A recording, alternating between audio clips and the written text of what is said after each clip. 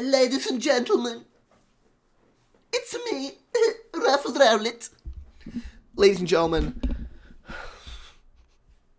welcome to a brand new video, guys. Today, ladies and gentlemen, today I've got crazy eyes. I'm ready to do some crazy shit. Ladies and gentlemen, welcome to a brand new video. I look like Mr. Bean, and welcome to some new content. Today, guys, we're doing a little bit of a different video. We're doing a little bit of a discussion video, and I just want to say, sit back, relax, and just listen to this one. Because this is not one of those videos where there's going to be much of... there's going to be some reading. I'm going to read through, like, the promotional cycle of previous Pokemon games a little bit, which we did a video on about a month ago now. It's been a long time since we did that video, but that video was very, very important because that video basically gave me the general gist of, you know, how things were gonna go, and where we were kind of with everything. So please keep that in mind, and yeah, there's really not much else I can really think of. But let's see. So the video I made back then was when new information prediction for Pokemon Sword and Shield promotional cycle. When do we get new info? That was the video, and in that video I specifically brought up, and this was over a month ago now since I posted that video. But in that video I brought up the information that we received from people like Mailloux, who runs, I think, Pokeexperto, who's the webmaster of Pokeexperto. We got information from him showing us, like, what the promotional cycle looked for the previous generations, like, new-gen games. One of those games was, for example, Pokemon Sun and Moon, right? That was one Pokemon new generation game, and we saw the promotional cycle for it. And also, we had some other people, a few fans, actually, who did some, research into the promotional cycles of X and Y as well. So we had basically a general rundown of all different sides of things, right? We have a rundown of every single side of, like, the coin. But now I've discovered something which, thanks to the viewers again, and also a little bit of thinking for myself for a minute, because I don't think enough from my own brain, but after a little bit of thinking, I finally realized something. We're not gonna get any Pokemon news for a long time. And what I mean by that is, we're literally not gonna get any news for at least, like, another month or two, right? And what I mean by that is we're not going to get anything until E3. And you might be sitting there like, what are you talking about? Didn't you previously say that we were going to get it? Where, didn't you say we're going to get information in May because that's what they've done in the past? Yeah, that's true, they have. But there's something I didn't account for, something I didn't think about when I thought about the previous promotional cycles. And that's that there's something coming our way, something that if I type it out here, and just show it to you on screen, you'll know what I'm talking about. It's this boy is coming. This boy is coming. This is why we won't be getting any Sword and Shield news. This lad is why we're not going to get any news in May. Now, you may be sitting there again asking yourself, what do you mean, RuffledRowlit? What are you talking about? Well, ladies and gentlemen, due to this movie coming out, Game Freak are not going to do any promotion for Sword and Shield in the month of May or in the month of April. We may have a Korokoro leak. If we're lucky, we'll have a good one, but we will have a Korokoro leak, which could give us something interesting. That's the only thing I'm going to be expecting, but we won't have, I'm pretty sure, maybe a Nintendo Direct if we're lucky. That's the only thing. Like, here's the thing, we have two options here of getting Pokemon news: a Nintendo Direct or Korokoro good leak, which, I've got to be honest, a Nintendo Direct should be possible at any given time, but also they could decide to not give any Nintendo news until E3. They could literally wait until then. There's also still a few days left of this month of April, so there could always be, like, a Nintendo Direct. There could always be one at the end of the, like the 26th or something. They could do, like, one there. Or they could do one on, like, Monday the 29th or Tuesday the 30th. They could still do a Nintendo Direct at that point of time, right? They could still do it there. But the possibility is very much slipping out of their fingers, right? It's not like, there's much left of this month. We're running out of time. So there's still a possibility we might get some information through a Nintendo Direct, which still could happen in May, because I don't know how Nintendo's going to work with their promotional stuff. If, the Detective Pikachu movie is coming out, if they want to, make sure, avoid interrupting that kind of flow there, it all depends on. And now, a lot of questions will be brought up. A lot of people will stop, making arguments, which I'll try to answer them right now. I think one of the arguments one of you guys will at least make is the argument of, but what does the movie have have to do with the game. They're two different things. The movie studio and the Pokemon game studio, what's the, they're two different mediums. True, but here's the thing with Pokemon you got to realize, and with Game Freak, is that the Pokemon Company and Game Freak, when they do promotional stuff, you'll notice that they remove trailers from previous generations. They remove old trailers they had. Why? So that people won't get confused about the new game they're making and the trailers for their old games, right? And that should be enough to show you how their mentality is about that. So imagine now that they are getting, a big game about to release this year, and they all of a sudden start promoting it around the same time Detective Pikachu, this huge, super, hyped up movie. Literally, I think if you look at the actual predictions for this movie, the movie, money predictions, how much, box office predictions, let's see, box office predictions, I think it's actually sitting at a pretty highly projected, number. For example, right here, I think we can see this. So, for example, Detective Pikachu projected to have a bigger opening than Aquaman, and this was posted on the March the 20th, 2019. This was last month, basically, literally a month ago. More than a month ago, saying Detective Pikachu is projected to do very well at the box office and may top Aquaman's opening weekend. This summer, the iconic Pokemon franchise finally makes the leap to live-action movies with an entertaining spin on film noir that pairs the fast-talking titular Sloth with human partner Tim Goodman. And you can go through here and see, their predictions and stuff. Here, for example, there's a prediction saying that it's projected to make at least $75 million domestically, aka in the US, in its first 3 days, which would be insane. If everything breaks the right way, the movie reaches the higher end of the estimates. It's looking to debut at a whole of around $90 million. Both those figures would be much higher than Warner Brothers live-action tentpole Aquaman, which opened with $67.8 million back in December. So I'm not sure why they're comparing just to that one. There's so many other movies you can compare this to. But this should give you enough of a, a point to get across, just for you guys to understand what I'm trying to say is, this should be enough to point out to you why this movie is going to have a big impact and why Game Freak don't want to have their game, not in terms of associated, but they don't want it to be mixed up with this stuff. Because remember, Detective Pikachu has its own merch, right? And in that merch, the guys who are making this movie, which I think is Legendary Pictures, right? I think Legendary are the ones making this movie. That Legendary is going to be wanting a little bit of, the piece of that cookie. Look at, for example, Star Wars. Star Wars back in the day when Star Wars was started as a franchise and, it became a thing, George Lucas made one important factor. He wanted to have, 75% of the, or something like that, give or take. I'm making an estimate on the percentage. But he wanted a big chunk of the revenue to come to him through merchandising. He wanted to own the merchandising side of Star Wars, because he knew that it was going to be able to make a lot of money from that side. So now imagine in today's day and age, right, when that merchandising is super important and, that sort of stuff. How do you think that they're going to think that when they see, Pokemon, the biggest franchise in the world, entertainment franchise, you may not believe this, but you know what, we might actually search this up. Biggest entertainment franchises of all time. I think it's still there. Let's just see. Here we go. Not movie franchises. Media franchise. Here we go. I'm pretty sure. Yeah, there we go. There it is. Let me pop this up on the screen so you guys can see what I'm talking about. Because people never believe me when I say this. But here we go, guys. So let me just see if I can zoom in a little bit so you guys can see what we're talking about here.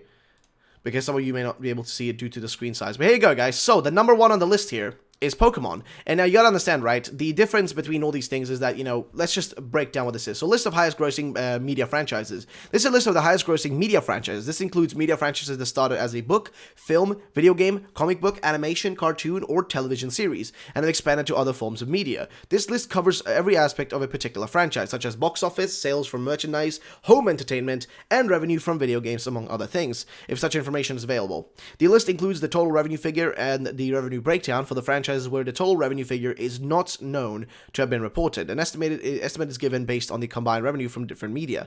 For franchises where a reported figure is not up to date, an updated estimate is given based on the available data. So one of the things you'll see here at the top here is Pokemon. Now this is a different list from the one that I saw in the past. I'm not sure why Hello Kitty is here. It's not meant to actually be. I don't think it's meant to be here because there was actually the list was differently formed.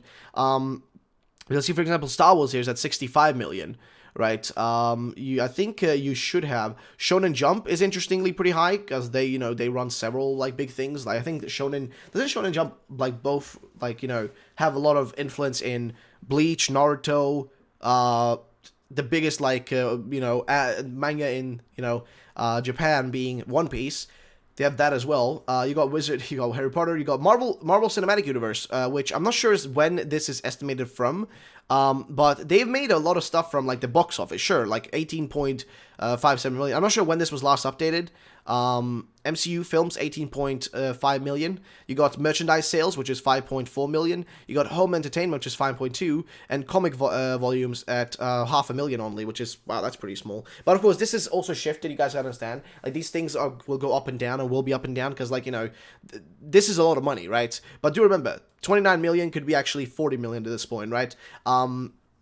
But you gotta remember, Star Wars, Pokemon, sorry, is at the top here by a large margin. Why? Because the games make a lot of money. For example, right here, the video games made 17 billion just themselves, right? Just the video games. And we're not even counting, like, I'm pretty sure they haven't even included, like, Pokemon Let's Go Pikachu Squeevy. You've got merchandising, which makes the most amount of money. Like, look at that. I think the merchandising itself here, like 61.1 billion from Pokemon, makes more than some of these things make in a total, right? They always, yeah, they essentially made more than, I'm not sure what that even is. Okay, it's a Japanese thing. Disney Princess, Mario is below here. Shonen Jump is below. I mean, it makes more than some things. Like, for example, Spider-Man as a franchise, it's made more than that in just its merchandising itself. And that's because Pokemon is huge in merchandising. I mean, think about it, right? They've got got millions of different toys. Tons of... The card game is separate. The card game is separate. Just the card game makes $10 billion, has made $10 billion. Manga sales... I did not even know the manga made that much money, but then again, it does in Japan. Anime box office is 1.3 billion, sorry, not million, billion. And home entertainment, which is, I guess, is like, what category would that fall under, I guess? Like, is that like, I'm not sure what category that falls into. Oh yeah, DVDs. I was thinking about that. Is that DVDs or like Blu-rays and stuff like that? And like movies.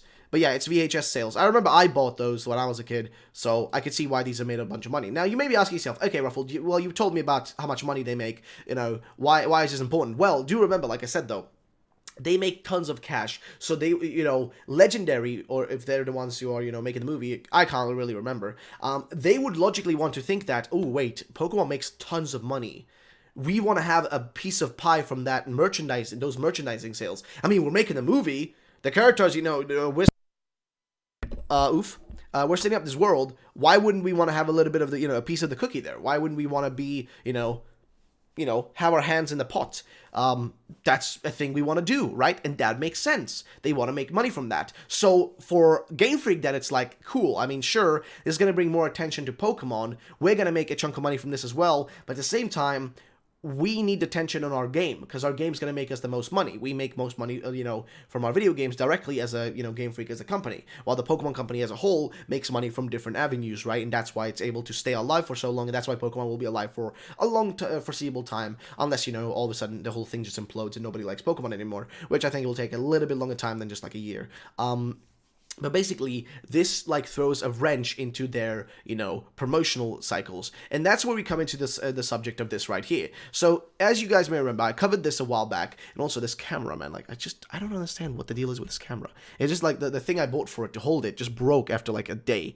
Which is really annoying. So now I have to have it, leaning on my monitor. Which is not really fun. But here's basically the promotional cycle as, pointed out by Melkor. So he basically did the research and put together a list here of how things were working. So here's the news flow Pokemon Soul, Sun and Moon in 2016, in case they follow a pattern, which may vary, which is true. But if you look at this pattern here, and the one that was for X and Y, they were very similar. For example, the games got announced pretty early on the year. This one was on February. The X and Y games were in January. So 26th of February, Pokemon Direct. Then the 12th of March, right there, March, was teaser for Korokoro. Then 3rd of April was trolling on Pokenchi, which you guys know how that is. We had the same thing this year, right? Same thing at the start, same thing. Then the 12th of April, teaser from Korokoro. Same thing happened this year as well. We got a little bit of teaser. And then 10th of May, they got the region of Alola, Rowlet, Litten, Poplio, Solgaleo, Lunala, Lunala and whatnot shown off. So that was legendaries plus the starters plus the region itself, except we already have those things. And I think I know why they must have announced those things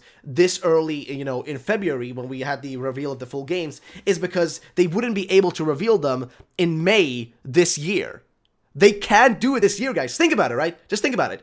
They can't do that this year because during May, the thing that's going to be in everybody's, like, eyes and everybody's focus is not going to be Sword and Shield. Maybe it is for me and you, but you got to remember, we're talking about the general public, right? Is going to be Detective Pikachu. It's going to be all over the place, you know? You got Ryan Reynolds, like, you know, in it. You got, like, crazy, you know, just this Pokemon live-action movie, and people want to see it. It's going to be exciting. Kids want to, you know, will want to go and see it. I'm going to be seeing it with, like, my home dogs because it's Pokemon. I love it. But my point is, it's gonna be the thing that everybody's gonna be looking at. So if you decide all of a sudden during the 10th of May, let's say they didn't show us the region of Galar, or the starters, or the legendaries, which we never got the legendaries, but let's say they didn't show us any of that in the official reveal in February, and then they decide to do it in May, you know, then it would mess up with the flow of Detective Pikachu, and the attention would be, you know, pulled different paths. So it makes sense then that they don't do anything in May. They let the movie have a month of its own, right? Because you'll see right down here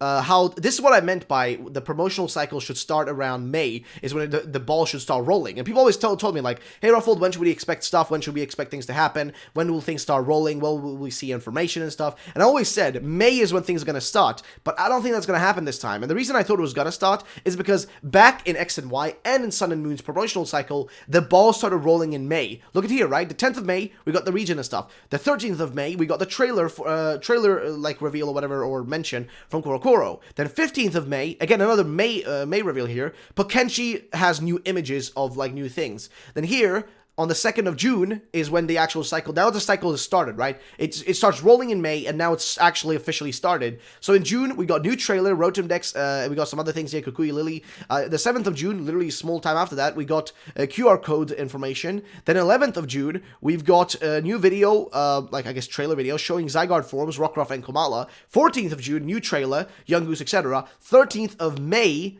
which I guess is, oh, sorry, that was the translation. Sorry, 22nd of June, is Steelbooks, and 30th of June, trailer for Tapu Koko, Charjabug, Vikavolt, etc., etc. And you'll notice that's 1, 2, 3, 4, 5, 6. That's 6 reveals in 1 month during June, right? That's tons. That's when the promotional cycle started. But guess what? We're gonna have to wait until June for it to start. It won't be in May. Or maybe at the end of May if we're lucky, but not at the start of May most likely. And I want it to still happen in May, but it starts to feel to me like it's less likely due to the fact that Detective Pikachu is coming out in May. And this is something that viewers are pointing out to me as well. And I thought about it myself. I'm like, yeah, it makes sense. Like, you know, I was talking to people and they were like, well, think about it, right? If they start off the promotional cycle, you know, now, it's gonna mess up with the, you know, with the Detective Pikachu hype and, you know, that movie getting its own attention, and I don't think they want to pull away from that, right? And that's true. So the same thing is gonna happen this time around. They're gonna, you know, or sorry, the thing that's gonna happen this time around is we're gonna get the promotional cycle during E3 when that happens, and then that's where it's gonna start rolling into the future, right? And that's where I think we're gonna get more and more information than we got during Sun and Moon era, because they decided to keep us in the dark for much longer, right? Last time around, they kept us in the dark for like a month and a half, right? This time around, they've already kept us in the dark for 2 months now. It's been 2 months since we got information. It's been just empty for 2 months, right? So I think we're gonna have to wait for 3 months, and then finally we'll get, like 3.5 months actually, and then we'll finally get information. But I want to know your opinions, guys. Do you think I'm wrong? Do you think the people who talked to me about this, you know, idea that we're not going to get anything until Detective Pikachu kind of rolls its own little path? Do you think they're correct? Do you think I'm correct about this, you know, prediction here that we're not going to get any news? I'm hoping I'm wrong, honestly. Like, listen, a lot of people will watching this video and sitting there, like, and thinking, like, you know, oh, what if he's wrong now? And if I end up being wrong, they're going to be like, oh, you were wrong, Ruffled. We still did get news. I'm happy. Trust me. I want news, man. I'm not sitting here trying to tell you, like, oh, you should not expect anything. It's more like I'm just trying to, you know, explain to you guys why we may not be getting anything new at the moment. So I just want to kind of explain that and, you know, get that point across to you so that you understand why currently we are in a kind of dry spell. In all fairness, we're in a dry spell of information. But ladies and gentlemen, I'll quickly want to do something here. I want to just Just want to quickly do a shout out to my other channel here, which I basically got restarted yesterday. I uploaded my first video to it, and I'll have another video today. It's Ruffled News. I'm getting some help from a home dog of mine, a friend of mine who's helping me kind of get it restarted. It's going to be a gaming news channel where I'm going to talk about the latest topics within gaming, anything related, anything from PlayStation to Nintendo to whatever. A lot of like inside discussions, like what's happening with the gaming world, the gaming community, and all that sort of stuff. I'm going to talk about all of that on this channel, so please do me the favor, go check out Ruffled News, subscribe to it if you want to see that sort of stuff. It's going to be a mixture of stuff, right? It's going to be a mixture of stuff. It's going to be a mixture of different sorts of topic. Yesterday we did our first video in a while, and it was this one right here, which was Star Wars Jedi Fallen Order is in trouble and it has a problem. It's a bit of a long discussion video I had with a friend of mine who's the one who's going to be editing these videos in the future. We had a discussion video and we talked about it a little bit and the game and all that. So if you want to see that sort of content and you want to see like me just talk about other things than Pokemon, then please check out this channel, as it would be truly appreciated. Either way, thanks so much for watching. I'll catch you on the next one. Have such a great day, and bye bye, ladies and gentlemen.